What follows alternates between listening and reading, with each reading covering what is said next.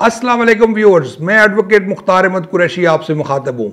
मैं falcon law services का chief executive officer भी हूँ। हमारी फर्म ने एक सिलसिला शुरू किया है जिसमें हम अवाम की कानूनी पहलुओं से आगाही के लिए मुख्तलिफ उन्वानात पर बात करते रहते हैं। अगर आप हमारे चैनल पर पहली बार आए हैं तो हमारे चैनल को सब्सक्राइब कर लीजिए, लाइक कर लीजिए और बेल आइकन दबाना मत भूलिए ताकि हर आने वाली वीडियो आपको बर वक्त मिलती रहे।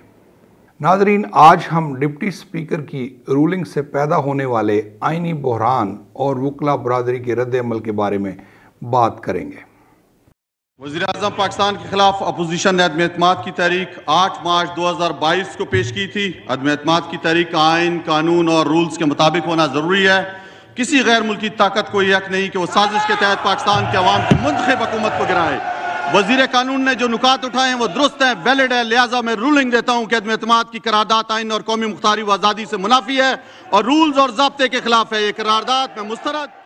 नाजरीन, 3 अप्रैल को अदम एतमाद की तहरीक में वोटिंग वाले दिन कौमी असम्बली का इजलास शुरू होते ही वजीर कानून जनाब फवाद चौधरी साहब ने आइन का आर्टिकल 5 पढ़कर सुनाया और अपोजिशन पर रियासत पाकिस्तान से गद्दारी का इल्ज़ाम लगा दिया, जिस पर डिप्टी स्पीकर जनाब कासिम सूरी साहब ने अदम एतमाद की तहरीक को एक गैर मुल्की साजिश कहकर गैर आइनी करार दे दिया और अरकान असम्बली को वोट करने की इजाज़त ना दी और असम्बली का इजलास गैर मुअय्यना मुद्दत के लिए मुलतवी कर दिया। और उसके कुछ ही देर बाद वज़ीर आज़म इमरान खान ने एक प्री रिकॉर्डेड खताब के ज़रिए सदर पाकिस्तान को कौमी असम्बली तहलील करने की समरी अरसाल कर देने की खबर दी और कुछ ही देर बाद सदर पाकिस्तान ने कौमी असम्बली तहलील कर दी, जिसके नतीजे में मुल्क एक बड़े आइनी बहरान का शिकार हो गया।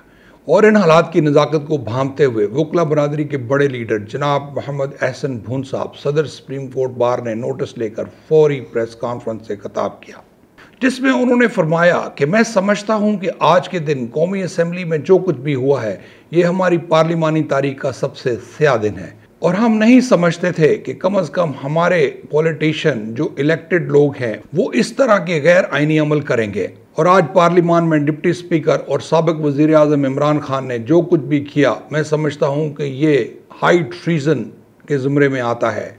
आइए सुनते हैं उन्होंने क्या कहा। पाकिस्तान की नंबर 1 आर्किटेक्चर फर्म रिहायशी व कमर्शियल बिल्डिंग की तमीर व नक्शाजात हरून अहमद चीफ आर्किटेक्ट। समझता हूँ कि आज असम्बली में जो कुछ हुआ ये हमारी पार्लिमानी तारीख का सबसे स्याह दिन और इस हवाले से मैं अर्ज़ करूँगा कि हम नहीं समझते थे कि कम से कम हमारे पॉलिटिशियंस जो इलेक्टेड लोग हैं वो इस तरह की गैर आइनी गैर कानूनी ऐसा अमल करें। और ख़ास तौर पे आज पार्लिमान में जो एक डिप्टी स्पीकर और साबिक वज़ीर आज़म जो इमरान खान हैं उन्होंने जो कुछ किया, मैं समझता हूँ कि ये हाई ट्रीजन के ज़ुमरे में आता है। उन्होंने फरमाया कि मैं honourable supreme court of Pakistan से अपील करता हूं कि ऑनरेबल सुप्रीम कोर्ट इस गैर आइनी सिचुएशन का नोटिस ले और इसमें जितने गैर आइनी इक़्तिदाम हुए हैं उनको अंडू करे। अगर आज इन गैर आइनी इक़्तिदाम को अंडू ना किया गया और इस तरह मसलतों का सहारा लिया गया तो आने वाली मुल्की तारीख इन लोगों को कभी माफ़ नहीं करेगी। आइए सुनते हैं उन्होंने क्या कहा। और ये चीज़ें अगर आज ना रोकी गई और मैंने अपील की है ऑनरेबल सुप्रीम कोर्ट से कि ऑनरेबल सुप्रीम कोर्ट इस गैर आइनी सिचुएशन का फिलफौर नोटिस ले और इस पे जितने गैर आइनी इक़दाम हैं इनको अंडू करें। अगर आज इन गैर आइनी इक़दाम को अंडू नहीं किया गया और इस तरह मसलहतों का सहारा लिया गया तो ये आने वाले मुल्क की तारीख जो है वो बिल्कुल इन लोगों को माफ़ नहीं करेगी। जनाब अहसन भून साहब सदर सुप्रीम कोर्ट बार ने उस प्रेस कॉन्फ्रेंस में मज़ीद कहा कि मैं अपने दोस्तों से शेयर कर रहा था कि ऐसे लग रहा है जैसे ये जानबूझकर आइन से इनराफ करते हुए किसी तीसरी कुव्वत को दावत दे रहे हैं। इसलिए सारी सिचुएशन को डील करने के लिए ऑनरेबल सुप्रीम कोर्ट को ज़रूर with in no time action लेना चाहिए और जितने गैर आइनी इक़दाम हुए हैं इनको अंडू करना चाहिए और मुल्क में जो एक जमहूरी और पार्लिमानी निज़ाम है वो आइन के मुताबिक चलाया जाना चाहिए। आइए सुनते हैं उन्होंने क्या कहा। और मैं आपको अर्ज़ करूं, मुझे ऐसे लग रहा है, जो मैं पहले दिन आप दोस्तों से शेयर कर रहा था, ऐसे लग रहा है कि वही جو پہلی ہماری اپریہنشن تھی کہ یہ جان بوجھ کر آئین سے انحراف کرتے ہوئے کسی تیسری فورس کو دعوت دے رہے ہیں. اسی لیے اس ساری سچویشن کو ڈیل کرنے کے لیے میں سمجھتا ہوں کہ آنریبل سپریم کورٹ کو ضرور ود نو ٹائم ایکشن لینا چاہیے اور جتنے غیر آئینی اقدام ہیں ان کو انڈو کرنا چاہیے اور ملک میں جو ایک جمہوری پارلیمانی نظام ہے وہ آئین کے مطابق چلنا چاہیے. پاکستان کی نمبر 1 آرکیٹیکچر فرم رہائشی و کمرشل بلڈنگ کی تعمیر و نقشہ جات Haroon Ahmad chief architect.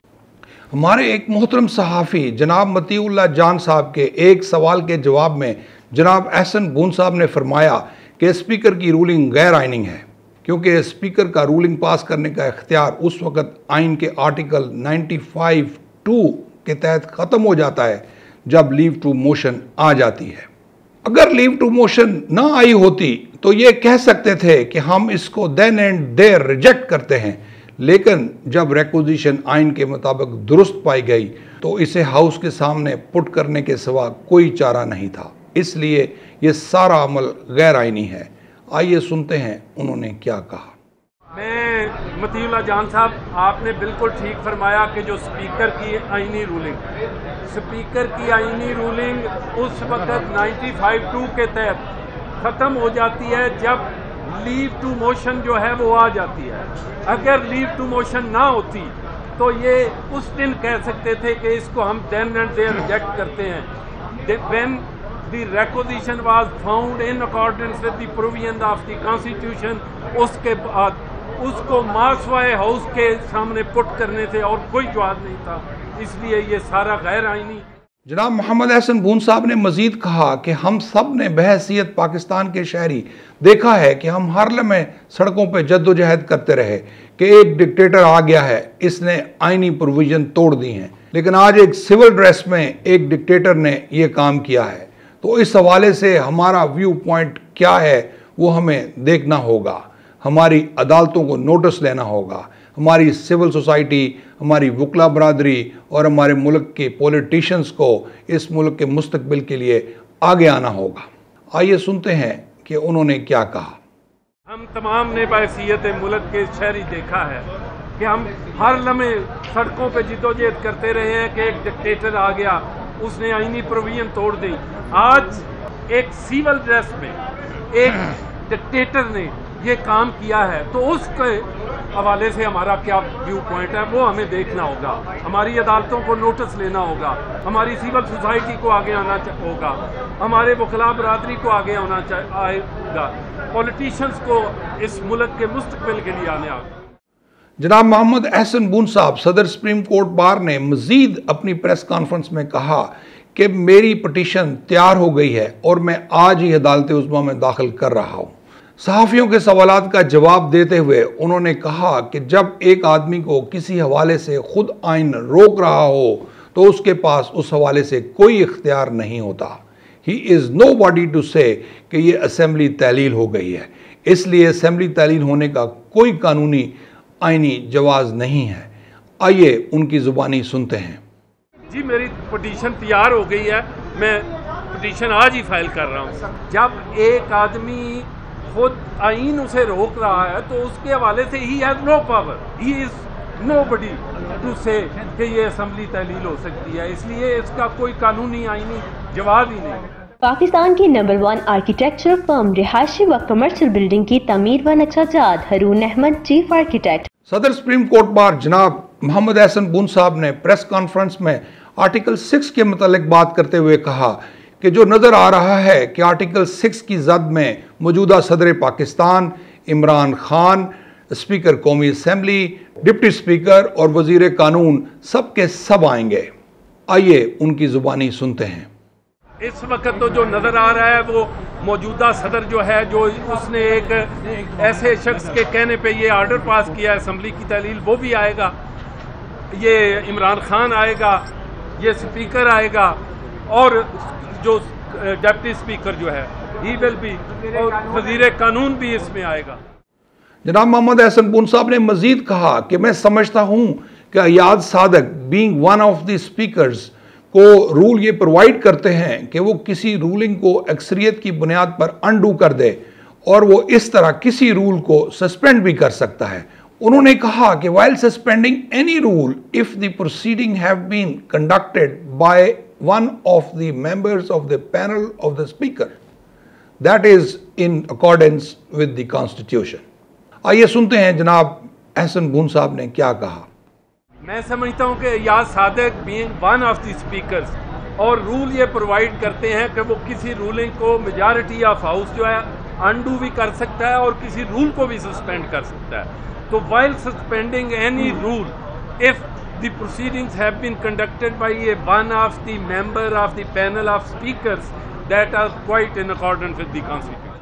Article 5 کی بابت صحافیوں کے سوال کے جواب میں جناب محمد احسن بون صاحب نے فرمایا کہ آرٹیکل 5 تو بالکل ایک مختلف کنٹیکسٹ میں ہے جو کہ لائلٹی ٹو اسٹیٹ کے متعلق ہے۔ اگر یہ معاملہ آرٹیکل 5 سے متعلق تھا تو جس دن لیو ٹو موشن آئی تھی وہ اسی دن کل ہو جانی چاہیے تھی۔ آئیے ان کی زبانی سنتے ہیں۔ آرٹیکل 5 تو بالکل ایک ڈیفرنٹ کنٹیکسٹ میں ہے، لائلٹی ٹو اسٹیٹ۔ یہ ایک آپ کیا سمجھتے ہیں کہ یہ اگر آرٹیکل 5 کی بات تھی تو اس دن جس دن لیو ٹو موشن آئی تھی اس دن کل ہو جانی چاہیے تھی۔ جناب محمد احسن بون صاحب صدر سپریم کورٹ بار نے مزید کہا کہ اگر کسی کو غیر آئینی طریقے سے اس پارلیمنٹ کی عمارت میں بٹھا دیا جائے اور وہ ڈکٹیٹر کے طور پر احکامات جاری کرتا رہے اور اس پورے ملک کو یرغمال بنائے رکھے تو پھر کیا ہوگا۔ میں آپ کی وساطت سے ایک اور بات عرض کرنا چاہتا ہوں کہ اگر آج ہماری عدلیہ نے اس چیز کا نوٹس نہ لیا تو میں سمجھتا ہوں کہ اس سارے بحران میں الٹیمیٹلی ہماری عوام سمجھے گی کہ ان کا بھی حصہ ہے۔ آئیے جناب احسن بون صاحب کی زبانی سنتے ہیں۔